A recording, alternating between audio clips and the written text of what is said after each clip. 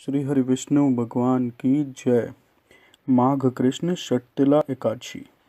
एक समय दालभ्य ऋषि ने पुलत्स्य ऋषि से पूछा, हे महाराज, पृथ्वी लोक के मनुष्य ब्रह्म हत्या आदि महान पाप करते हैं, पराये धन की चोरी तथा दूसरे की उन्नति को देखकर ईर्ष्या करते हैं, साथ ही अनेक प्रकार के व्यसनों में फंसे रहते हैं, फिर भी उनको नर्क प्राप्त नहीं होता है।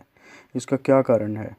वह न जाने कौन सा दान पुण्य करते हैं जिससे उनके पाप नष्ट हो जाते हैं। यह सब कृपा पूर्वक आप कहिए। पुलत्स्य मुनि कहने लगे, हे महाभागो, आपने मुझसे अत्यंत गंभीर प्रश्न पूछा है। इससे संसार के जीवों का अत्यंत भला होगा। इस भेद को ब्रह्मा, विष्णु, शिव तथा इंद्र आदि भी नहीं जानते, परंतु मैं आपको यह गुप्त तत्व अवश्य बताऊंगा। माघ मास के लगते ही मनुष्य को स्नान आदि करके शुद्ध रहना चाहिए और इंद्रियों को वश में करके तथा काम, क्रोध, लोभ, मोह, अहंकार, ईर्ष्या और द्वेष आदि का त्याग कर भगवान का स्मरण करना चाहिए। पुष्य नक्षत्र में गोबर, कपास, तिल मिलाकर उनके कंडे बनाने चाहिए। उन कंडों से 108 बार हवन करना चाहिए और उस दिन मूल नक्षत्र और एकादशी तिथि हो तो अच्छे पुण्य देने वाले नियमों को ग्रहण करें। स्नान आदि नित्य क्रिया से निवृत्त होकर सब देवताओं के देव श्री भगवान का पूजन कर और एकादशी का व्रत धारण करके रात्रि जागरण करना चाहिए।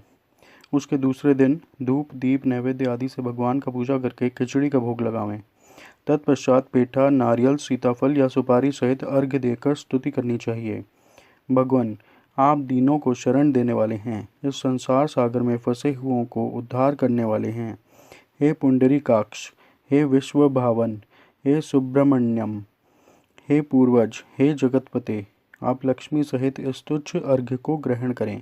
इसके पश्चात जल से भरा हुआ कुंभ अर्थात घड़ा ब्राह्मणों को दान करें तथा ब्राह्मण को व्याम, गौ और तिल पात्र देने भी उत्तम हैं।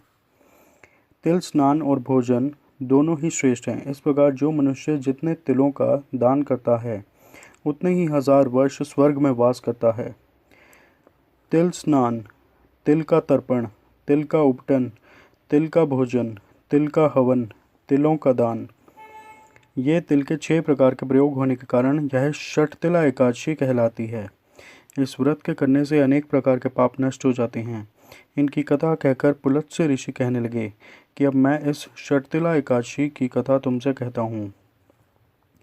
एक समय नारद जी ने भगवान विष्णु से यही प्रश्न किया तो भगवान ने जो षटतिला एकादशी का महात्म नारद जी को सुनाया सो मैं तुमसे कहता हूँ।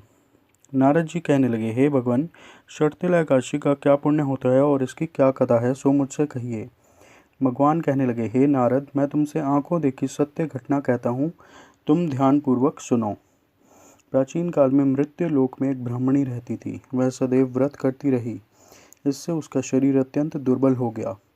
यद्यपि वह अत्यंत बुद्धिमान थी, परंतु उसने कभी देवताओं या ब्राह्मणों के निमित्त अन्न या धन का दान नहीं दिया था। इससे मैंने सोचा कि ब्राह्मणी ने व्रत आदि से अपना शरीर शुद्ध कर लिया है, अब इसको विष्णु लोक तो मिल ही जाएगा, परंतु इसने कभी अन्नदान नहीं किया है, इससे इसकी तृप्ति होनी कठिन है। ऐसा सोचकर मैं एक भिखारी बनकर मृत्यु लोक में उस ब्राह्मणी के पास गया और उससे भिक्षा मांगी। वह ब्राह्मणी बोली, महाराज, आप यहाँ किस लिए आए हैं? मैंने कहा कि मुझे भिक्षा चाहिए। इस पर उसने एक मिट्टी का ढेला मेरे भिक्षा पात्र में डाल दिया। मैं उसे लेकर स्वर्ग में लौट आया। कुछ समय पश्चात वह ब्राह्मणी भी शरीर त्याग कर स्वर्ग में आ गई। उस ब्राह्मणी को मिट्टी का दान करने से स्वर्ग में सुंदर महल मिला, परंतु उसने अपने घर को अन्न आदि सब सामग्रियों से शून्य पाया। घबरा कर वह मेरे पास आई और कहने लगी कि भगवान, मैंने अनेकों व्रत आदि से आपकी पूजा की, परंतु फिर भी मेरा घर अन्न आदि से सब वस्तुओं से शून्य है। इसका क्या कारण है? मैंने कहा कि पहले तुम अपने घर जाओ, वहाँ देव स्त्रियाँ तुम्हें देखने के लिए आएंगी। पहले उनसे षटतिला एकादशी का पुण्य और विधि सुन लेना, तब द्वार खोलना। मेरे वचन सुनकर वह अपने घर गई। जब देव स्त्रियाँ आईं और द्वार खोलने के लिए कहा तो ब्राह्मणी बोली कि आप मुझे देखने के लिए आई हैं तो षटतिला एकादशी का महात्म कहिए। उनमें से एक देवश्री कहने लगी कि मैं कहती हूँ।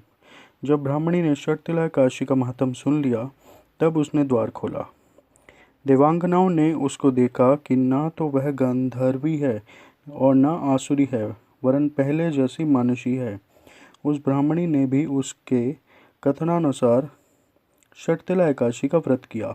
इसके प्रभाव से वह सुंदर और रूपवती हो गई तथा उसका घर अन्न आदि समस्त सामग्रियों से युक्त हो गया। अतः मनुष्यों को मूर्खता त्याग कर षट्तिला एकादशी का व्रत और लोभ न कर तिल आदि का दान करना चाहिए। इससे दुर्भाग्य, दरिद्रता तथा अनेक कष्ट दूर होकर उसको मोक्ष की प्राप्ति होती है। बोलिए श्री हरि विष्णु भगवान की जय। लक्ष्मी माता की जय। बोलो नारायण नारायण नारायण, बोलो नारायण नारायण नारायण, बोलो नारायण नारायण नारायण। लक्ष्मी नारायण नारायण नारायण, भजमन नारायण नारायण नारायण, सत्य नारायण नारायण नारायण।